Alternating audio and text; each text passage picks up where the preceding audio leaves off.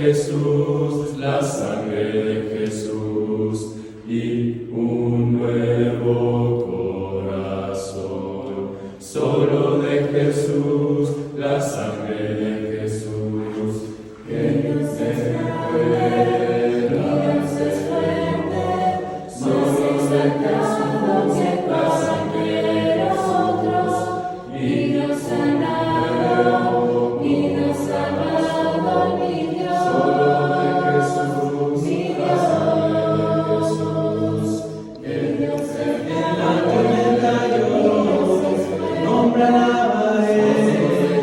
nunca cambiarás, no importa dónde estés, en tus manos están todas mis lágrimas, el mismo serás, no importa dónde estés. Que tu espíritu me guíe sin fronteras, más allá de las barreras, ahora que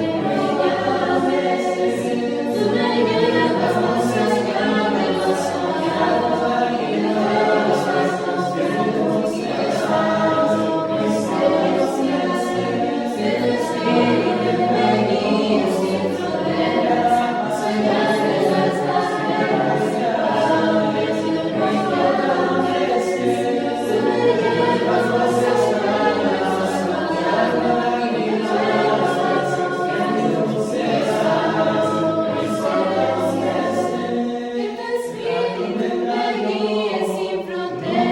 más allá de lo soñado.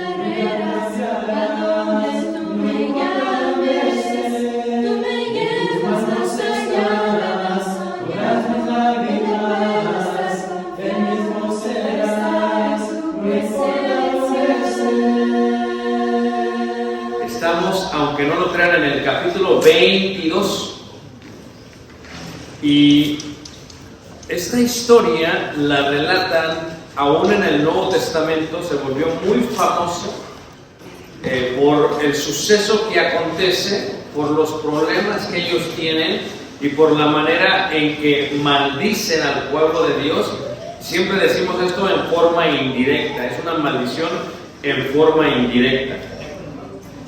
Porque lo hacen de una manera indirecta, y estamos precisamente en lo que se llama decreto de Shukat, que sería el sexto parasha del libro de Números. ¿Y qué es lo que vamos a ver? Aquí hay dos personajes, Balak y Balaam. Recuerden que tenemos a Balak y a Balaam. ¿Cómo se llamaban los dioses paganos famosos en Canaán? Baal. Entonces, cuando entra la palabra Balak y Balaam, viene de esa raíz del vocablo. Aunque uno era hijo de Zippor, era rey de los moabitas. Recuerden que ya habían destruido ellos al rey Og después de lo que fue la serpiente de bronce, ¿verdad? Llegaron hacia este lugar y lo destruyeron. ¿A quiénes? A Sejoén, rey de los amorreos, que habitaban Hezbón. Ahora, cuando llegan acá, los de Moab, el rey de Moab, Balak, se percata de lo que habían hecho y empieza a tener temor porque los israelitas iban para allá. ¿Y qué sucede? Dice, ok, ¿qué vamos a hacer ahora? Y lo que él esperaba era, si ellos vienen a nosotros, si llegan a nosotros, pues nos van a destruir. Es más, hace una expresión que dice, van a ser como hacen los bueyes cuando toman un campo y lo destruyen, lo lamen. Nos van a destruir, van a borrarnos a nosotros. Esa era la preocupación que tenía. Entonces manda a buscar a este Balaam, y Balaam procedía de Mesopotamia, cerca del río Éufrates. Ustedes saben que tenemos el país de Turquía, y el país de Turquía es donde hay, aparte de Israel, más ruinas bíblicas. Ahí tenemos el monte Ararat, ahí tenemos el jardín del Edén, ahí tenemos el río Éufrates. En la parte sureste del lugar se encuentra Param. Así que todo está casi en Turquía. Pero más allá, en la parte de Mesopotamia, cerca del río Éufrates, tenemos de dónde era Balaam, 600 kilómetros de distancia. Van y lo buscan, y este viene, era aproximadamente a un mes de camino. ellos fueron con los ancianos de Moab y Madián y con las dádivas de adivinación y le dijeron las palabras de Balac. ¿Cuál es la respuesta de Balaam? Fíjate, Balac tiene miedo de Israel, rey de Moab, lo van a destruir, como hacen los bueyes con el campo, tiene miedo. Dice, si hicieron esto con los amorreos, ¿qué nos van a hacer a nosotros? Dice, necesitamos que alguien los maldiga. En los pueblos antiguos se consideraba el oráculo. ¿Saben qué es el oráculo? Levanten la mano si alguien sabe qué es el oráculo. El oráculo se considera porque como aquellas personas que hablan por parte de Dios. En su mayoría los oráculos de la parte griega y la parte romana y la parte del occidente son mujeres, pero la parte de Medio Oriente y el Oriente son hombres. Entonces los oráculos son los que definen y dicen lo que dicen los dioses, lo que digan los dioses, y ellos, los reyes, les hacían caso, pero también tenían el poder de alguna otra manera de maldecir a un pueblo. Entonces, ¿qué fue lo que ellos hicieron? Querían que maldijesen a un pueblo. Entonces, llegaron ahí, reposaron, y dice Balaam, reposad aquí esta noche, les voy a dar la respuesta según Jehová me hablare. Así se quedaron con él. Vino Dios a Balaam y le dijo, ¿qué varones son estos que están contigo? Él le dijo, entonces Jehová le dijo, que no lo hiciera, a lo cual él les dijo a ellos, y ellos se fueron. O sea, le habló Jehová y le dijo, no los vayas a maldecir a Israel. Ahora, escuchen, esto es muy importante. La bendición está casada con la obediencia. La obediencia está casada con la sabiduría. La sabiduría está casada con el entendimiento. El entendimiento está casado con el conocimiento. Y el conocimiento está casado con la inteligencia. Es un proceso. La obediencia es algo que se aprende, es un arte. No es algo que tienes que hacer, pero que tienes que aprender. Por el otro lado, la maldición está casada con la desobediencia. La desobediencia está casada con la rebeldía. La rebeldía está casada con la ignorancia. La ignorancia está casada con la soberbia. ¿Se ven cómo va el orden? Entonces, cuando una persona es soberbia, va a ser rebelde, va a desobedecer y va a ser maldecido. La regla es esta. A los jóvenes, Caleb, a todos los jovencitos, ¿quieren bendición? Obedezcan a sus padres. Amén. Denles honor. Si tu papá te dice haz esto, lo haces, aunque no sepas por qué. La obediencia está casada con la bendición. Ahora, este Balaam entendía que no los podía bendecir. Tú no los vayas a hacer, no los maldigas. Y como conocía a Jehová, dice, no lo puedo hacer. Pero sabía cómo se podían maldecir ellos a sí mismos. Esto es lo que yo digo, es una maldición en forma indirecta. A veces nosotros cuando odiamos a alguien o aborrecemos a alguien, ¿qué decimos? Vienen, nos dan un consejo y no decimos nada. Como cuando uno estaba chiquito en la Ciudad de México que decía, venía un señor bien perdidote, tenía más de 40 años, era bien terco, iba manejando y se perdía. Y finalmente su esposa lo convenció a que preguntara y decía, oiga niño, venga, y yo iba corriendo. Oye, ¿no sabes dónde queda tal lugar? Y a veces uno era tan malo que los mandaba a otro lugar. Así se ustedes también.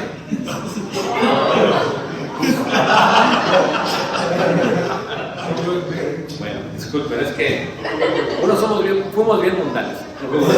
Entonces decía, sí, y lo mandábamos, y luego que ya se iba al carro, todos los cuates riéndonos, porque sabíamos que lo habían mandado de forma contraria.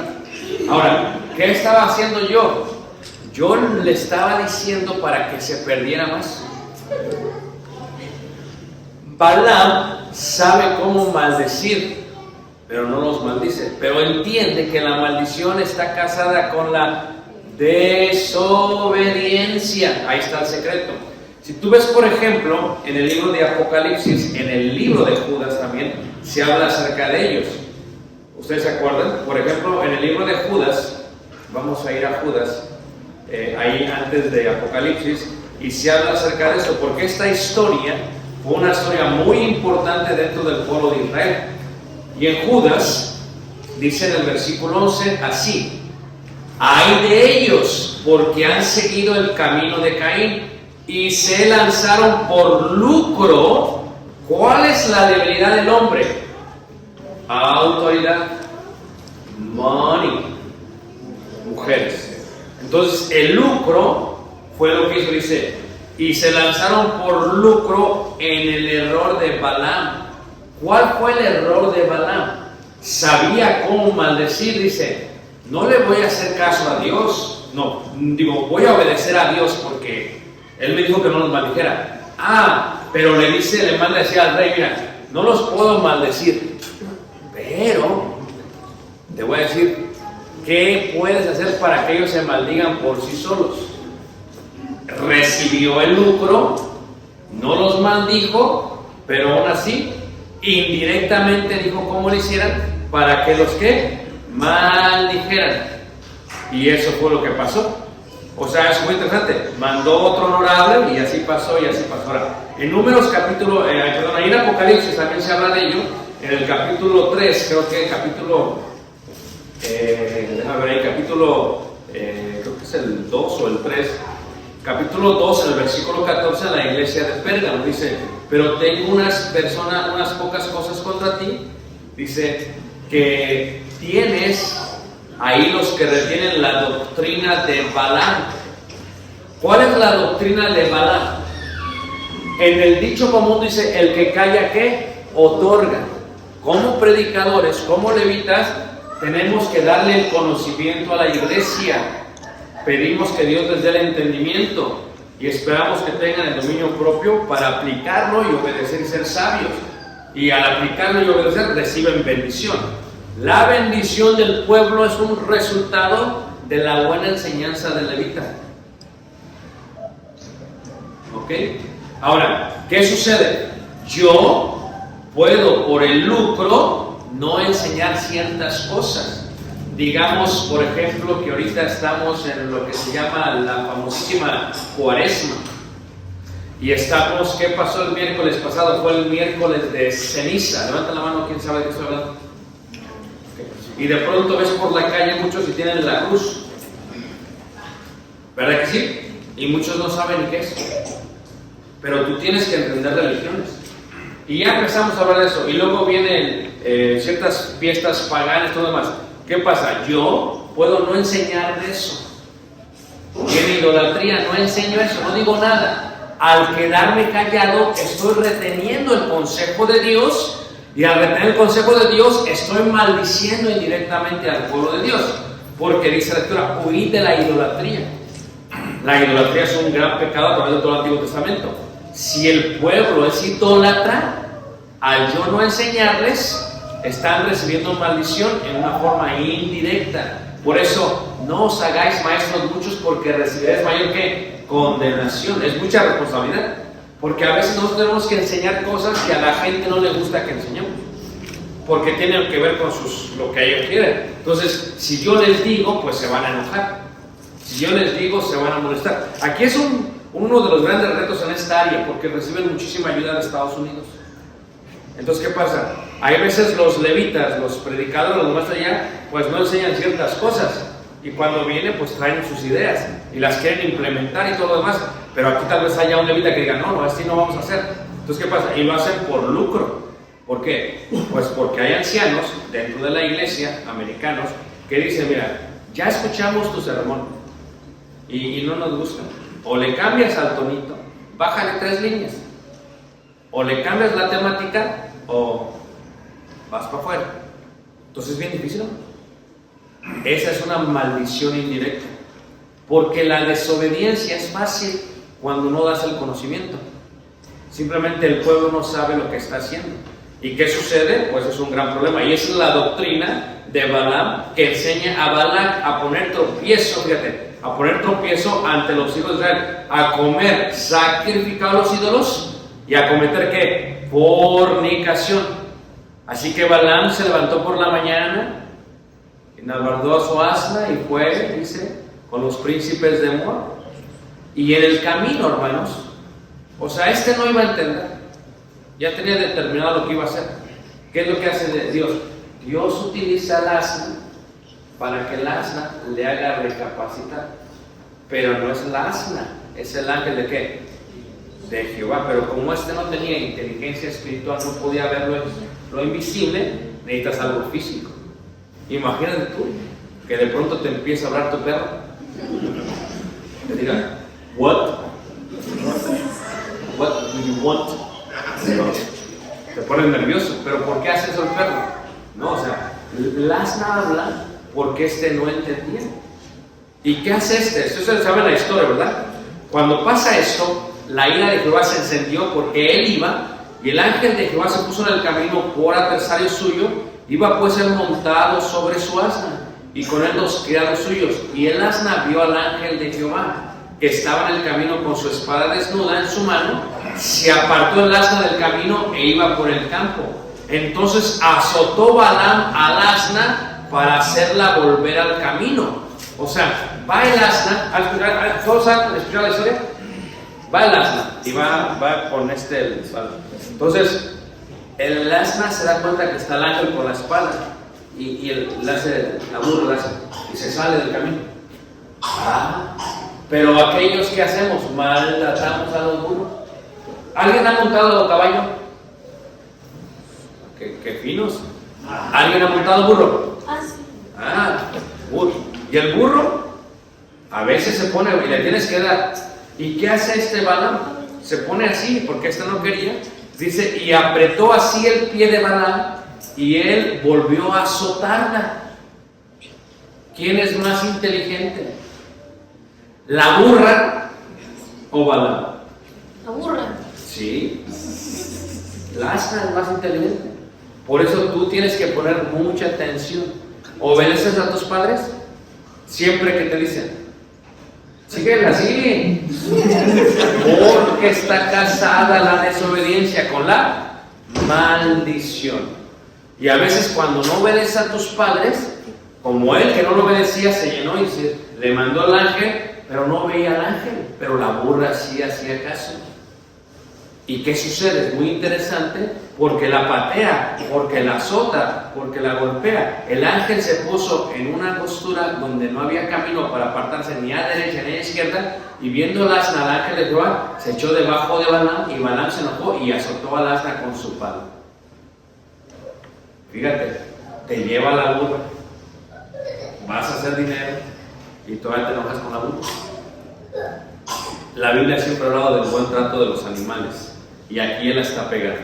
Y Jehová abrió la boca del asna y dijo, ¿qué te he hecho que me has azotado 3 veces? Yo no sé ustedes, pero yo sí me asusto. O sea, imagínate. No soy caballo. Es que Dios no se me está durmiendo. Entonces, ¿qué le habla al asna? ¿Creen ustedes que las burras pueden hablar? Inteligente la semana, ¿no? ¿Qué dices que las mujeres pueden hablar? Digo, las burras pueden hablar. No entendieron, La respuesta es sí. Por eso, mira, cuando tomas una clase, yo decía a los hermanos que yo tengo una clase de religión en la escuela, en la Colegio de Sofía, y cuando llegó el maestro agarró la Biblia y dijo, ¿cuántos cristianos hay aquí? Pues muchos levantamos, y agarró y la aventó al piso. Y la gente empieza a batallar contigo. ¿Quién de ustedes cree, me dijo, quién de ustedes cree que la serpiente habla, que una víbora puede hablar? Y todos, no, pues no. Entonces, no crean en el libro, es lo que dice que la serpiente habla. Y te ponen a pensar y dices, oye, sí es cierto. Pero quien abrió la boca fue Dios para que hablase el asna. Si él hubiera hecho caso a la voz de Dios, nunca ve a la burra hablar. ¿Sí ven? Pero no hace caso. Y le preguntó, ¿dónde la burra? Se queja, dice, ya me pegaste 3 veces. ¿Qué te he hecho? Y Balaam dijo, ¿por qué te has burlado de mí? Ojalá tuviera espada en mi mano. Fíjate, se pone a hablar con la burra. Estoy hablando en serio. O sea, yo primero que me asusto, ¿verdad? No, se puede hablar con la burra. El asna dijo, ¿no soy yo tu asna? Sobre mí has cabalgado desde que tú me tienes hasta este día. He acostumbrado a hacerlo así contigo. Fíjate, hermanos. Un quejadero de la burra. A veces pensamos y decimos, si los animales pudieran hablar, ¿qué me diría mi perrito de allá que es un chihuahua? Cuando llegara, no me sacas. Yo tengo que ir, no me sacas. Y por eso siempre ando temblando porque no me sacas. Es interesante esta plática que tienen. Es la única manera que Balaam iba a hacer caso. Y dice, y Jehová abrió los ojos de Balaam, vio al ángel, vio la espada de esto, dice, y Balaam hizo reverencia y se inclinó. El ángel le dice a Balaam, ¿por qué has azotado tu asna estas 3 veces? Yo he salido para resistirte, porque tu camino es perverso. La asna me dio y se apartó 3 veces, y si no lo hubiera hecho, yo te hubiera matado. La burra, la asna, le había salvado la vida. Y él la estaba azotando, y la dejaría vivir a ella, a lo cual reconoce Balaam, he pecado, porque no sabía esto, si te parece mal, me volveré. Y contesta el ángel, ve, pero la palabra que yo te diga hablarás. Así fue, y se encontró con Balac. Y finalmente no hace lo que tiene que hacer. ¿Y qué es lo que hace? Da 3 profecías. Pero lo que ustedes tienen que entender, hermanos, en cuanto a la historia de Balaam y Balac, es que, aunque él no maldijo, sí le dijo al rey de Moab que era lo que tenía que hacer para que los judíos se maldijeren por su desobediencia. Aquí está. ¿Y qué es lo que hacen? Lo que hacen es muy sencillo, ¿verdad? Capítulo 25. Lo que hace es que, ¿cuál es la tercera debilidad del hombre? Las mujeres. Entonces, ¿qué es lo que hace? Capítulo 25 dice esto. Moraba Israel en Sittim, el pueblo empezó a fornicar con las hijas de ¿qué? De Moab. Fíjate. Dios le dijo, no se vayan a casar con las... No des a tu hijo para... ¿Por qué? Porque cuando te casas con alguien que no es creyente, ya tiene costumbres paganas. Yo sé que se escucha fuerte pagano, pero es lo que significa. ¿Y qué es el paganismo? Los dioses ajenos. Ahora, en las tierras de Canaán, la sexualidad, la intimidad física estaba unida con la idolatría. Muchas de sus prácticas tenían que ver con los dioses de la fertilidad. Por ejemplo, Baal, por ejemplo, Aser, eran dioses de la fertilidad. Es más, cuando tú ves la historia, por ejemplo, de Jezabel con el rey de Acab, Jezabel venía del rey de Sidón, era de los sidonios. ¿Y qué pasaba? Ella trajo los Baales. ¿Y qué eran los Baales? Esta adoración mística con la sexualidad. ¿Y qué es lo que pasa? Ellos lo que hacían es que labraban en las maderas, en las carretas, en las paredes, ponían escenas sexuales para estimular a la adoración de los dioses paganos. Entonces, cuando tú ves el paganismo, está unida la idolatría con la sexualidad. Entonces, ¿cómo le haces para que alguien caiga? Muy fácil. Si ponemos a las hijas, porque sabía él, le dice Balaam a Balac, Dios les dijo que no pueden tener dioses ajenos, que no pueden comer cosas sacrificadas a los dioses ajenos, y que no se pueden unir con las hijas de ustedes. O sea, yo no los puedo maldecir, pero lo que vamos a hacer es lo siguiente: si tú haces que ellos sean idólatras y que ellos forniquen, se maldicen por sí mismos, ya ganaste la guerra. Fíjate, no los maldigo yo, pero te voy a decir cómo se maldicen. O sea, les dio la receta. ¿Y qué es lo que sucede, hermanos? Dice ahí, moraba Israel en Sittim y el pueblo empezó a fornicar con las hijas de Moab. ¿Por qué? Porque esto es algo que tienes que saber. Aquí hay muchos jovencitos, ¿ok? Pongan atención. cuando tú ves a las hijas dentro del pueblo de Dios, si tienen buenas mamás y buenos papás, son hijas temerosas de Dios. Pero cuando sales afuera y ves a las hijas que no son temerosas de Dios, son tremendas. En la escuela son tremendas. ¿A poco no? Ellas se te insinúan. Tal vez su vestido es provocativo. El problema no es la mujer, solamente es, te van a incitar a los dioses paganos. Entonces, ¿qué hacen? Sabía Balaam, dice, deja. ¿Cuál es la debilidad del hombre? La mujer. Ponle mujeres. ¿Y qué hicieron? Pues imagínate tú, ellos ven, a veces pasa así en la iglesia, porque a veces cuando crecen todos juntos, dicen, no, es que, pero hay muchos aquí, les digo, no, pero es que yo los veo como mis hermanos porque crecimos, ¿qué? Juntos. Pero luego viene una cananea, una moabita, una amorrea. No una morra, pero una amorrea. Entonces, ¿qué pasa? Cuando vienen, pues ciertamente pues van a ser más liberales, más provocativas. Y el hombre pues a veces lo van a marear, lo van a tardar. ¿Por qué? Porque es una gran debilidad del varón. Entonces, al ponerlas a ellas, sabían que iban a ganar la guerra porque ponen a su Dios contra ellos. Y a veces así es en la iglesia. No hay problema, no, está bien. ¿Y qué pasa?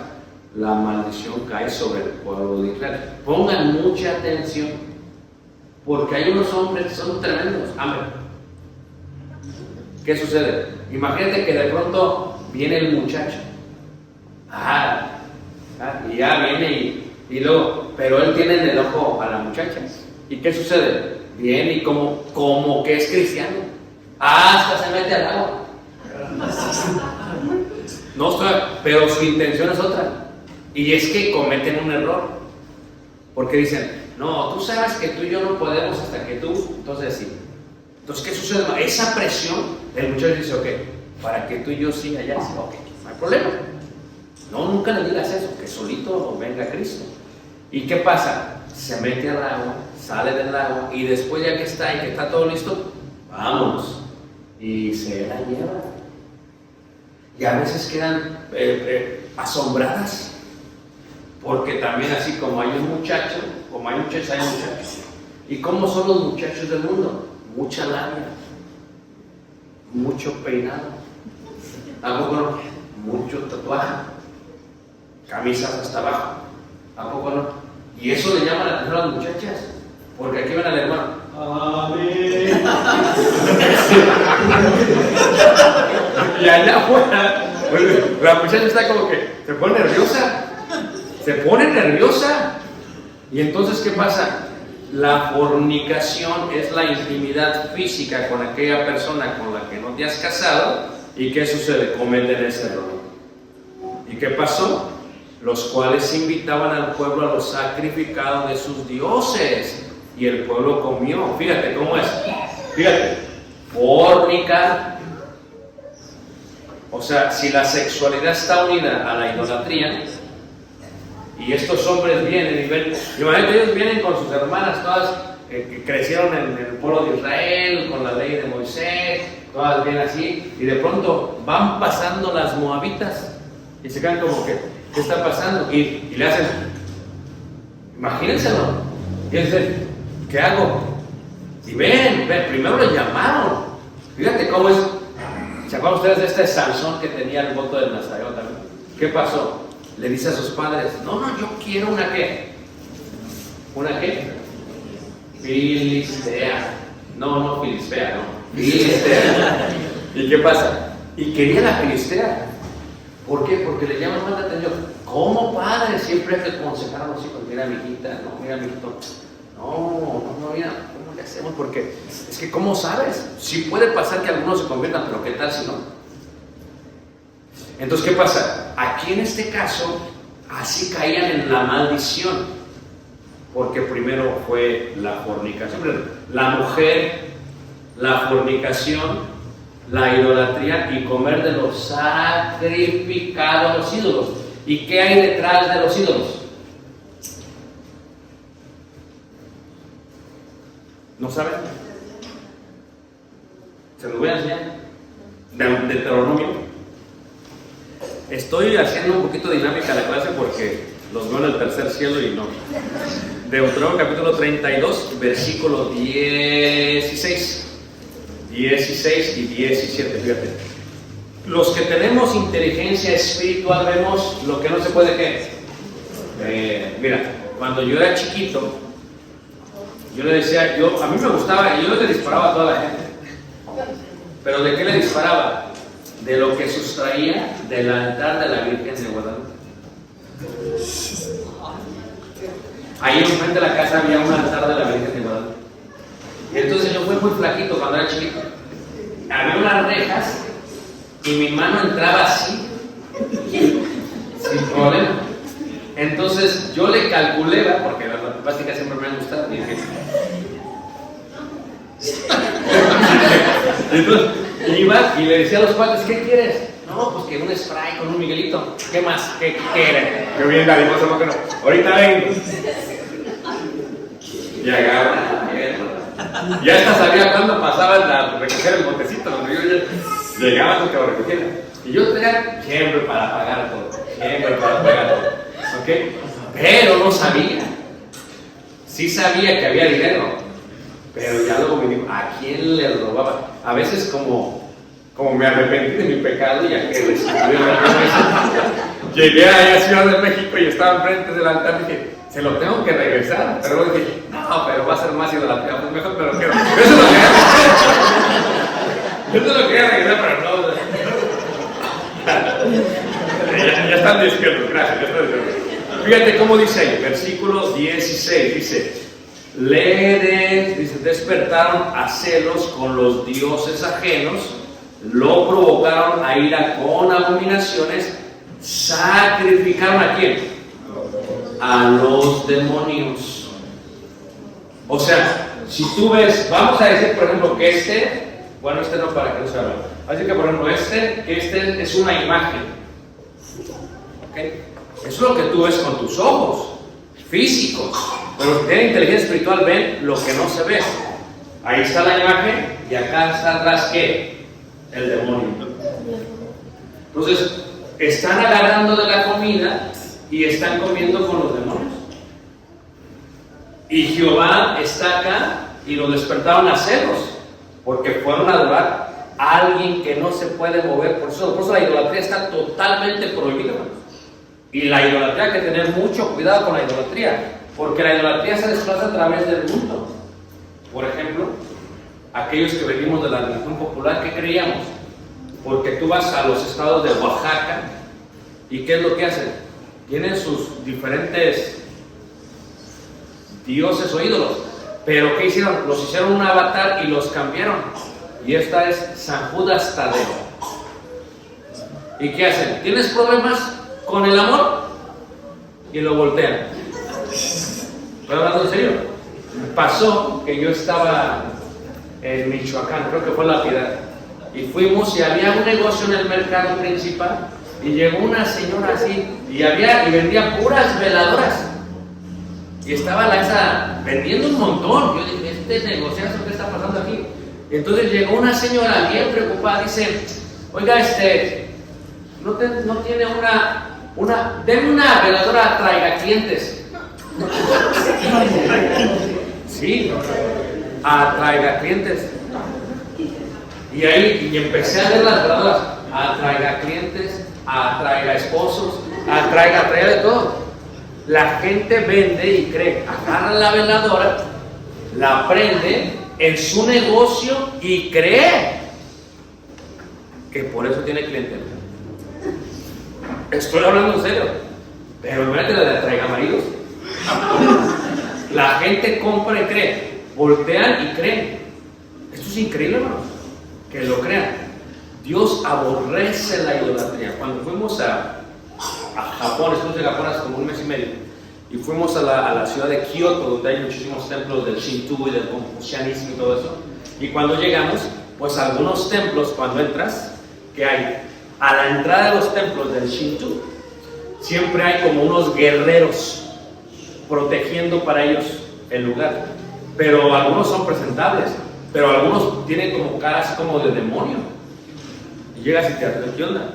Y la gente llega y tiene el dragón, y el dragón sale el agua del dragón y agarra agua y se la toma. O sea, fíjate el concepto, hermanos. Pero cuando ves qué está detrás del guerrero, qué está detrás yo no sabía, yo por eso le agarraba, pero yo no sabía qué está detrás de la virgencita. Es lo que tú tienes que entender. O sea, son dioses. Una vez pasó con una hermana, dice que fue a visitar a su familia. Esto para que se despierte porque los me lo tengan. ¿A quién le gusta la historia? Ay, oye. Y su hermana dice que llegó y que fueron a su casa y que luego fueron a la recámara, no sé qué, y dice que la cuñada tenía así altares y puros santos. Y estaban frente a la cama. Y le dijo, bromeando entre ellos, digo, oye, ¿tú cómo? ¿Con tanto santo cómo le haces? ¿Cómo le haces con tanto santo? Porque había un ligado, se liga la idolatría con esto. Había también esto en el templo, por ejemplo, de Corinto, en la Acrópolis de la diosa Afrodita. ¿Saben qué es la diosa Afrodita? ¿La diosa de qué, hermano? Sí, la diosa de la belleza y del amor. ¿Y qué decía Afrodita? Las sacerdotisas de Afrodita traían a los hombres de Corinto, los llevaban al templo para tener orgías y de esta manera adorar a su diosa. Claro, era realmente como un prostíbulo religioso, es lo que realmente era. Cobraban por vender el cuerpo. Por eso se le llama la palabra fornicación, porque la palabra fornicación del hebreo también se traduce como prostitución. ¿Pero por qué? El hombre lo tiene la mujer, pero la mujer lo lleva al altar, come lo sacrificado y eso fue lo que hizo Balaam. Y sabes que yo no los puedo maldecir, pero si tú haces esto, esto y esto y esto, se maldicen solos. ¿Y por qué es la doctrina de Balaam? Porque a veces muchos no hablamos de esto. No hablamos. Hay idolatría en el edificio, hay idolatría, no decimos nada. ¿Por qué? Porque me van a correr. Yo no voy a decir nada. Fíjate cómo está todo sujeto a la doctrina de Balaam. En el caso de la iglesia de Cristo en Pérgamo, ¿qué hay detrás de los ídolos? Demonios. Sacrificaron a los demonios y no a Dios, a dioses que no habían conocido, a nuevos dioses venidos de cerca, dice que no habían tenido vuestros padres. ¿Y qué sucede, hermanos? De esta manera sufren todos aquellos israelitas en esta batalla con los moabitas. Y murieron, 25:9 de Números, y murieron de aquella mortandad 24,000. A ver, ¿cuál es la población de Ensenada? 500,000. La población de la misión. Murieron casi 21 misiones. Son un montón de gente. ¿Por qué murieron?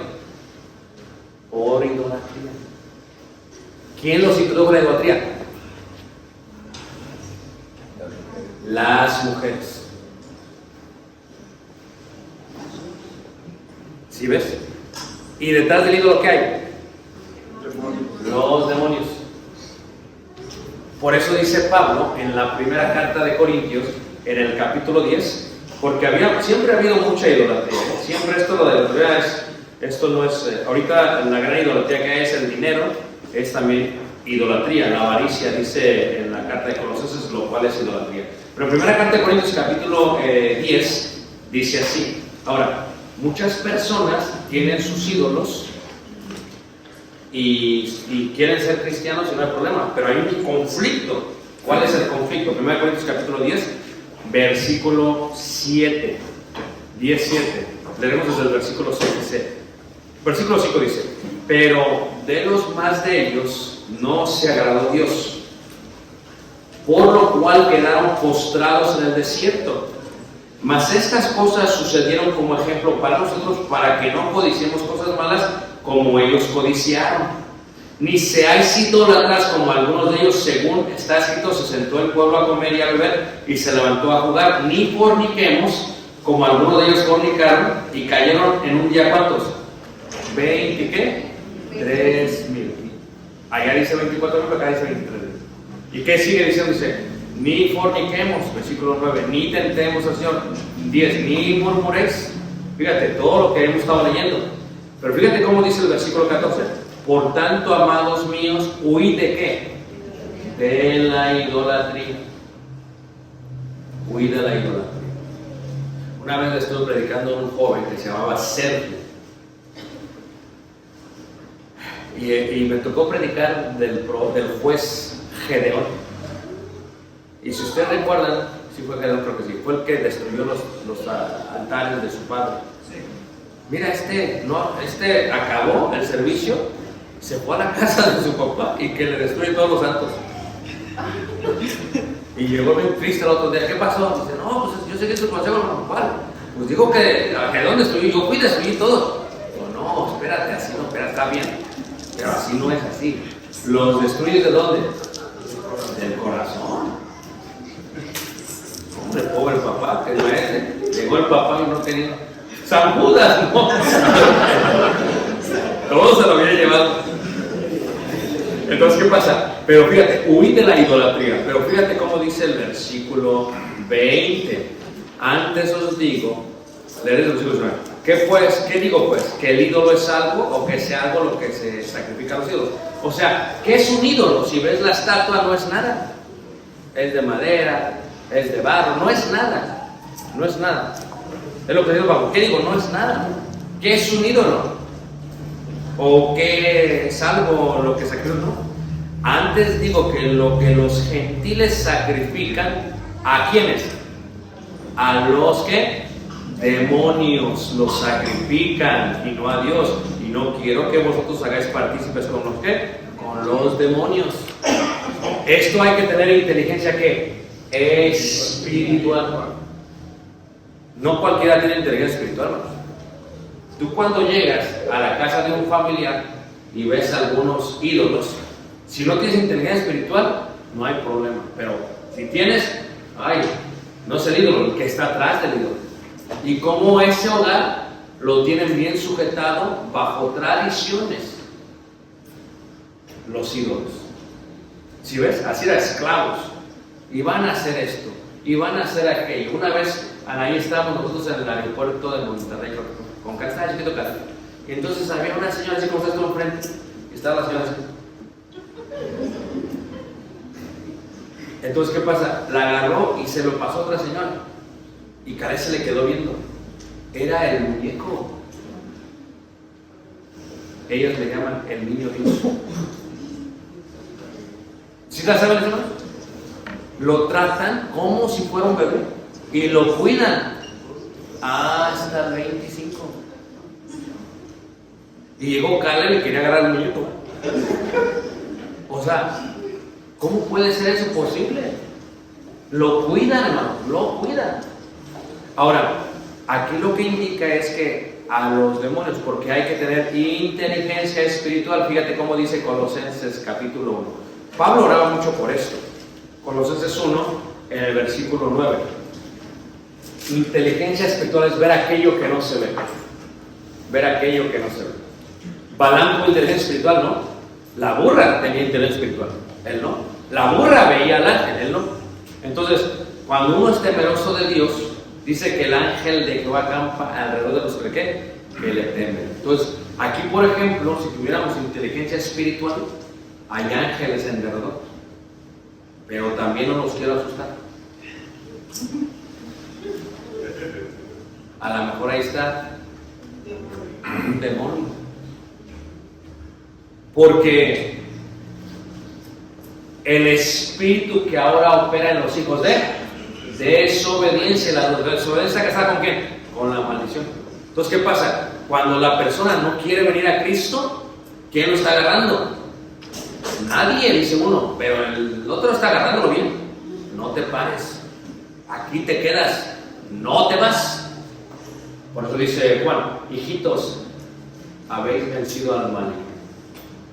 Ahora, ¿cómo dice aquí? 1:9.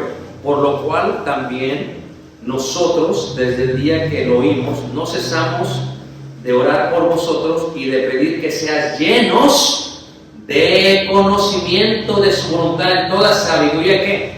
E inteligencia, ¿qué? Espiritual. Hay inteligencia emocional. Uno puede decir, ¿cómo gestiono mis emociones? Hay inteligencia artificial, como el ChatGPT o GPT. O sea, te dice y lo haces todo. Pero hay la más importante, la espiritual, ver lo que no se ve. Así se estuvo Moisés, viendo al invisible. Entonces, cuando tú veas, si tú vas, ves un altar, pues sí, pero ¿qué está detrás del altar?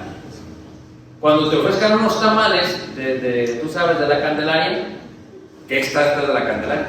Y luego hay unos que son bien débiles a los tamales, y tamal. ¿Y qué hacen? Se comen el tamal y luego viene la celebración. Y dice Pablo, no, provocaremos a celos a Dios, somos más fuertes que Él. No lo puedes tú mezclar, porque eso hizo el pueblo.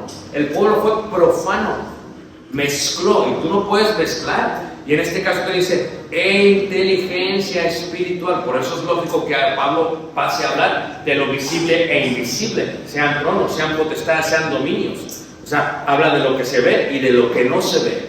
Por eso a veces cuando tu esposa o tu esposo llega bien enojado, ¿qué te traes? Ve atrás. A veces dice, ¿qué demonios te traes? Trae 3 o 4. Entonces, inteligencia, ¿qué? A veces no habla él, a veces empieza a maldecir. No, es que tú el que te empieza a maldecir, sí habla él, pero es el que está detrás de él. Porque el diablo, el león, el ladrón vino ¿qué? A robar, ¿y a qué? ¿Y a qué? Y a destruir. Entonces el diablo quiere destruir un hogar. Cuando la iglesia está produciendo así, quiere destruir una iglesia. Y va a empezar a meter idolatría, murmuración, autoridad, mujeres. Entonces hay que estar siempre bien atentos, hermano. Bien atentos. Especialmente los que tenemos hijos. Luego llega una muchacha y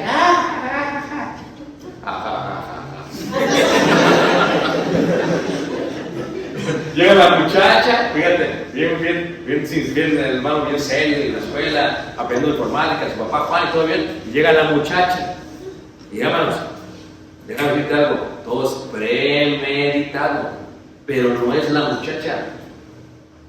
¿Quién es, hermano? Tampoco eres tú. ¿Quién es? No es la diabla, ¿no? ¿Quién es? Es quien está detrás de esto. ¿Qué es lo que quieren? Alejarte del camino de Dios. Y eso fue lo que pasó con ellos, hermanos. No tuvieron inteligencia espiritual. A causa de esto, hermanos, perdieron. Pero perdieron ¿por qué? Por la desobediencia. Porque la desobediencia está casada con ¿qué, hermanos? Maldición. Nunca se olviden eso. Si tú desobedeces, va a haber maldición. ¿Y qué es lo que sucede? Murieron 23,000. ¿Y qué sucede después, hermanos?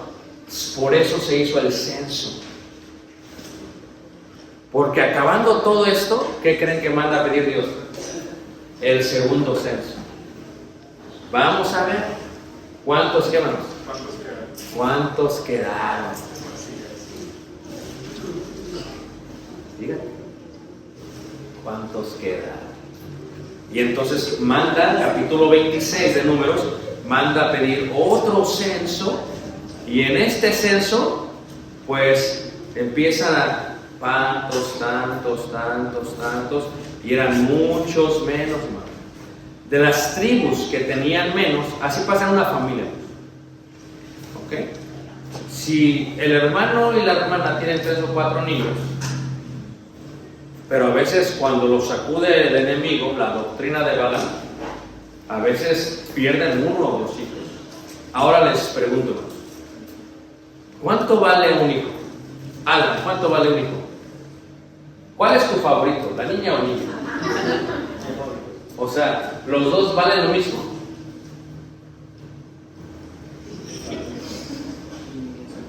Inmesurable. Valen no inmesurable. Ok. Si viene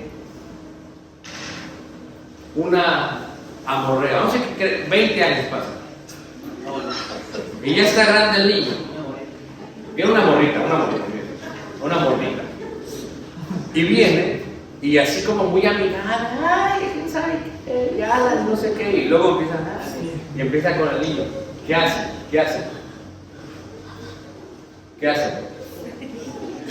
Porque fíjate, ahorita a la niña no come azúcar, porque le hace ¿qué? Daño. Pero ¿y si viene un joven muy dulce?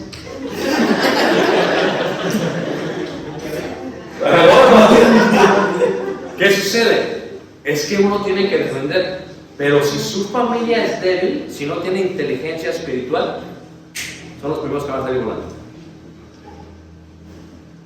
Todos, cada quien en su tribu, acampando alrededor del tabernáculo. Pero, ¿qué tribu tuvo más bajas? El reflejo de los príncipes y jefes de las tribus. El reflejo de los príncipes de las jefes y las tribus. Y cuando vemos esto, podemos ver el número de los que quedaron. Y es triste, hermanos, porque quedaron, realmente no quedaron muchos, quedaron pocos. En algunos casos se fueron eliminando poco a poco todo esto. No sé dónde están las notas, aquí están. A ver, ¿cuántos eran Simeón? 22,200. No, pero antes de eso. 59,300. ¿Y cuántos quedaron? 22,200. ¿Menos de qué? De la mitad. Imagínate que viniera la amorrita, la morrea, y que llegue y que lo conquiste. Así, la Atalanta. Es como si un hijo tuyo perdieras.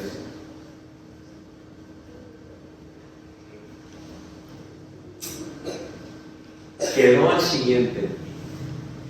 ¿De Rubén cuántos eran? ¿Ah? ¿Pero cuántos quedaron? Perdieron. Pero su pérdida fue ¿qué? La pregunta es ¿por qué? Porque los príncipes y jefes son los que tienen siempre la autoridad. Ya me imagino. A ver, ¿dónde van ustedes? No, es que las moabitas, que no sé qué. No, que métanse todos a su tribu, a su casa. Ese es el tipo de... A veces uno tiene que estorbar a los hijos. ¿Que a dónde vas? No vas a salir de aquí. No vas. No, quítate, papá. No vas. Es lo que tuvieron que hacer. El reflejo de las pérdidas, por eso es el censo, es el reflejo de los príncipes. A ver, Gad, ¿cuántos son de Gad? ¿Y cuántos perdieron? Como 5,000. Pero los de Simeón, no hombre, estos bien carnales. La pregunta es ¿por qué? ¿Ustedes recuerdan la historia del patriarca Simeón? Aquí nos da la Génesis, Bereshit, en la 10ª parsha. ¿Qué pasa?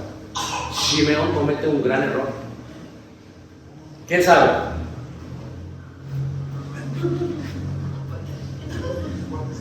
¿Recuerdan? El entendimiento casado con el conocimiento. Ustedes ya los divorciaron. ¿Quién sabe? Simeón toma ¿la qué? Otra mujer.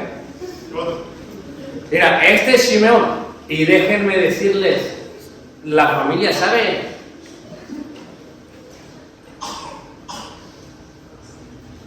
¿Tú crees que esto no sabía lo que había hecho el patriarca? ¿Está la concupiscencia en la genética? No. Pero sí en el ejemplo. Por eso, si uno es bien mundano, pues los hijos van a ser mundanos. Por eso uno tiene que cuidarse a sí mismo para estar bien. Fíjense qué interesante, ¿no?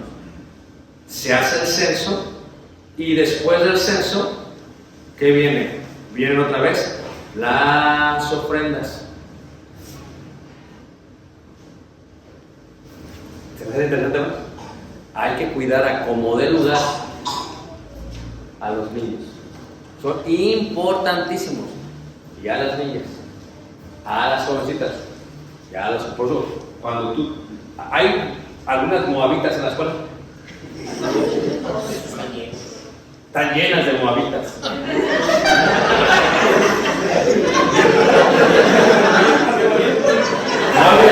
No había encontrado a alguien tan sincero.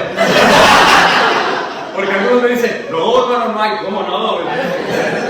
Están llenas. Pero fíjate, la moabita te va a buscar. Te va a buscar, te va a decir, oye, ¿te pareces a uno más?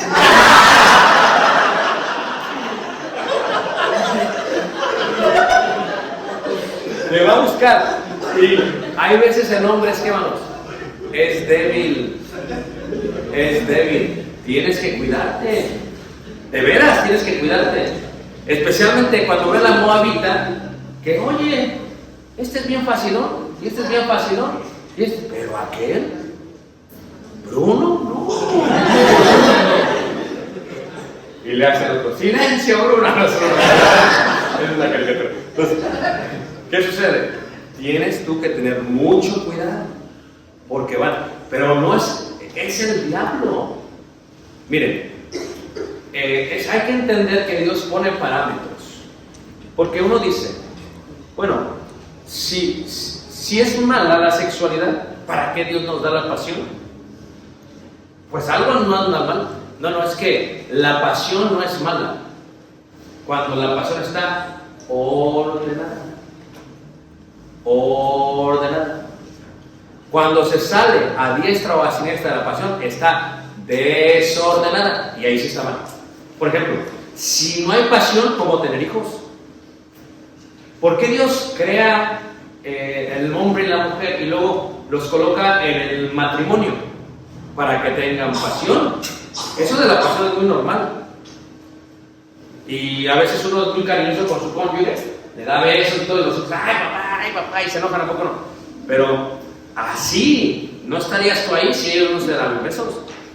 Ellos tuvieron que tener pasión uno por otro, apagar la pasión en una forma ordenada. Entonces, le preguntan luego los filósofos, si la pasión es como la sed, cuando uno toma agua, se le quita la sed. Entonces, cuando uno tiene intimidad, se le quita la pasión. Decían ellos. Pero fíjate, corrompían su mente y decían, por lo tanto, si yo tengo pasión y quiero tener pasión con un animal, zoofilia, o con una persona del mismo sexo, no hay problema, porque estoy también quitando la sed. Pero hay parámetros. Si la pasión es mala antes de casarse, pero no después de casarse, no hace sentido. Pero sí, porque Dios la creó para que sea solamente en el santo pacto del matrimonio. Por eso, si alguno se está quemando casa, pero no se va a casar solamente porque se está quemando. Hay que ser sabios.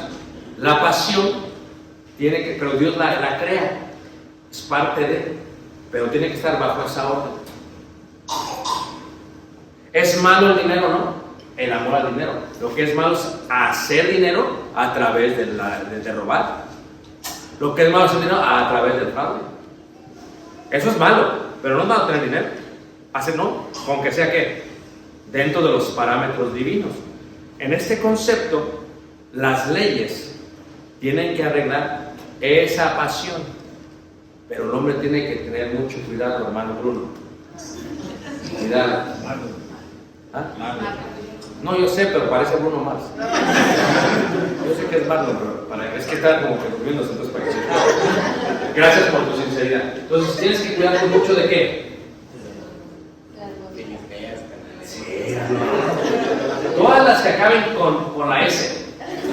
Filisteas,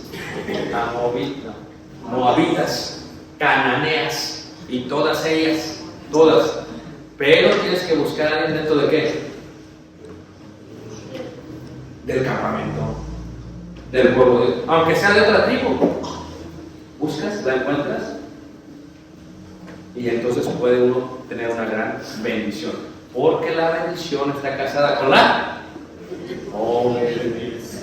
No se les olvide. Entonces, ¿qué sucede, hermanos? Lo que pasa después de esto es la restitución. A ver, aquí estamos. Okay. Números capítulo 26, se hace el censo. Números capítulo 27 y 28 se dan las ofrendas. Entonces, ¿qué pasa? Ahora tenemos el punto de las ofrendas. Voy a dejarlo aquí, porque mañana vamos a tener, si os permite, si tienen alguna pregunta.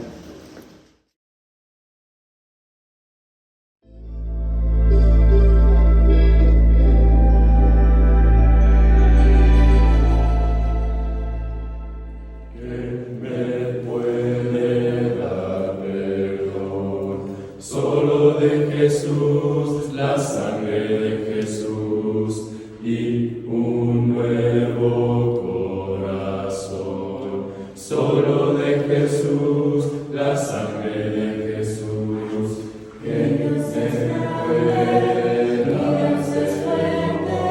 Solo de Jesús, la sangre de nosotros y nos sanado, y nos sanado, mi Dios. Solo de Jesús, mi Dios, que Dios En la tormenta yo nombraré, nunca cambiarás, no importa dónde esté, en tus manos están todas mis lágrimas, el mismo serás, no importa dónde esté. Que tu espíritu me guíe sin fronteras, más allá de las barreras, a donde tú me llames. Tú me llevas más allá de lo soñado, y de los vastos vientos y estados, presencias. Que tu espíritu me guíe sin fronteras, más allá de las barreras, a donde tú me llames. Tú me llevas más allá de lo soñado, y de los vastos vientos y estados, presencias. Que tu espíritu me guíe sin fronteras, más allá de las barreras, a donde tú me llames. Tú me llevas más allá de lo Todas mis soñado, y de lágrimas, los vastos el mismo vientos y serás, estados, no importa